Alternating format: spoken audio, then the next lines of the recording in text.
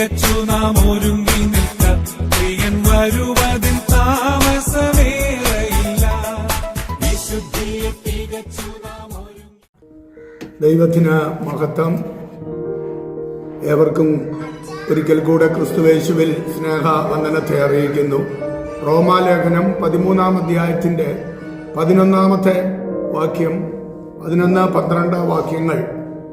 ഇത് ചെയ്യേണ്ടത് ഉറക്കത്തിൽ നിന്ന് ഉണരുവാൻ നാഴിക വന്നിരിക്കുന്നു എന്നിങ്ങനെ നിങ്ങൾ സമയത്തെ അറിയുകയാൽ തന്നെ നാം വിശ്വസിച്ച സമയത്തേക്കാൾ രക്ഷ ഇപ്പോൾ നമുക്ക് അടുത്തിരിക്കുന്നു.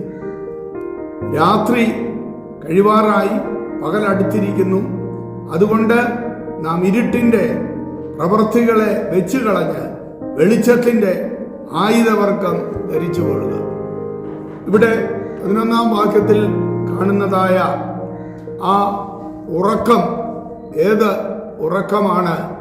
അഥവാ ആത്മീയമായ ഉറക്കത്തെക്കുറിച്ചാണ് അവിടെ നമുക്ക് കാണുവാനായിട്ട് കഴിയുന്നത്. മർക്കോസിന്റെ സുവിശേഷം 13-33 മുതൽ 37 വരെയുള്ള ഭാഗങ്ങളിൽ ഉണർന്നിരിപ്പാനുള്ളതായ ഒരു ആഹ്വാനം കാണുവാൻ കഴിയും. ആ കാലം എപ്പോൾ വരുന്നു എന്ന് നിങ്ങൾ അറിയാത്തത് കൊണ്ട് ഉണർന്നിരിക്കുവീൻ എന്നാണ് അവിടെ നമുക്ക് മനസ്സിലാക്കുവാനായിട്ട് കഴിയുന്നത്. അഥവാ യേശു കർത്താവ് എപ്പോൾ വരും എന്ന് അറിയായികയാൽ ഉണർന്നിരിപ്പാൻ. പലപ്പോഴും പലരും ധരിച്ചു വച്ചിരിക്കുന്നത് കുറെ കാലം ഇങ്ങനെ അങ്ങ് നീണ്ട് പോകും എന്നുള്ള ധാരണയിൽ മനുഷ്യൻ ആയിരിക്കുകയാണ്.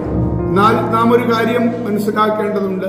യേശു കർത്താവ് നാളെ വരും, അല്ലെങ്കിൽ ഇന്ന് വരും എന്ന് വ്യക്തമായി, അല്ലെ ഒരാഴ്ച കഴിഞ്ഞ് വരും എന്ന് തിട്ടമായി അറിയുവാൻ കഴിയുമെങ്കിൽ മനുഷ്യന്റെ ആ ഒരു പ്രത്യേക വിശുദ്ധീകരണവും ഒരുക്കവും ഒക്കെ എന്മാത്രമായിരിക്കും.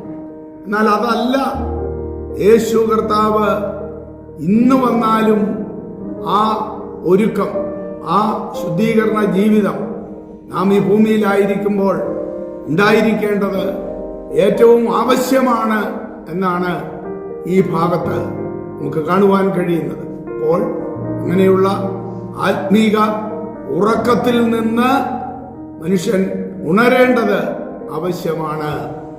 12-ാമത്തെ വാക്യത്തിൽ ഇരുട്ടിന്റെ പ്രവൃത്തികളെ വിട്ടുകളഞ്ഞ് വെളിച്ചത്തിന്റെ ആയുധവർക്കം ധരിച്ചു കൊള്ളുവാനുള്ള മുന്നറിയിപ്പും അവിടെ നമുക്ക് കാണുവാനായിട്ട് കഴിയും.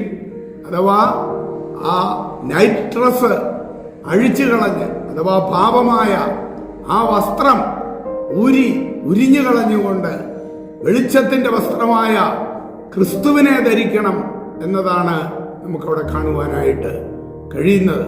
ഇന്ന് ആ പലരും ധരിച്ചിരിക്കുന്ന ആ നൈറ്റ് ഡ്രസ് ലോകത്തിൻ്റെതായ, പാപത്തിൻ്റെതായ മലിനതകൾ മുഴുവൻ നിറഞ്ഞതായ, ജഡത്തിന്റെ പ്രവൃത്തികൾ മുഴുവൻ നിറഞ്ഞതായ ആ ഇരുട്ടിന്റെ വസ്ത്രം എത്രയും വേഗം ഊരി മാറ്റിക്കൊണ്ട് ക്രിസ്തുവിനെ ധരിക്കണം എന്നുള്ള വലിയ മുന്നറിയിപ്പ് ഈ ഭാഗത്ത് പരിശുദ്ധാത്മാവിനാൽ നമുക്ക് കാണുവാനായിട്ട് സാധിക്കുകയാണ്. അതുകൊണ്ട് നമുക്ക് നമ്മുടെ തന്നെ പ്രവൃത്തികളെ ശോധന ചെയ്യുവാനായിട്ട് ഇടയായിത്തീരട്ടെ. കർത്താവ് നമുക്ക് കണ്ണാടി പോലെ തന്നിരിക്കുന്ന ദൈവത്തിന്റെ വചനത്തിലൂടെ ഓരോ ദിവസവും ശോധന ചെയ്തുകൊണ്ട് ഒരു വിശുദ്ധ ജീവിതം നയിപ്പാൻ ഇടയായിത്തീരട്ടെ. അതിനായി ദൈവകരങ്ങളിലെ നമ്മെ തന്നെ സമർപ്പിക്കാമല്ലോ. അവിടുന്ന് നമ്മെ അനുഗ്രഹിക്കുമാറാകട്ടെ. ആമേൻ. വിശുദ്ധിയെ തികച്ചു നാം ഒരുങ്ങി നിൽക്ക, പ്രിയൻ വരുവതിൻ താമസമേറയില്ല. വിശുദ്ധിയെ തികച്ചു നാം ഒരുങ്ങി നിൽക്ക, പ്രിയൻ വരുവതിൻ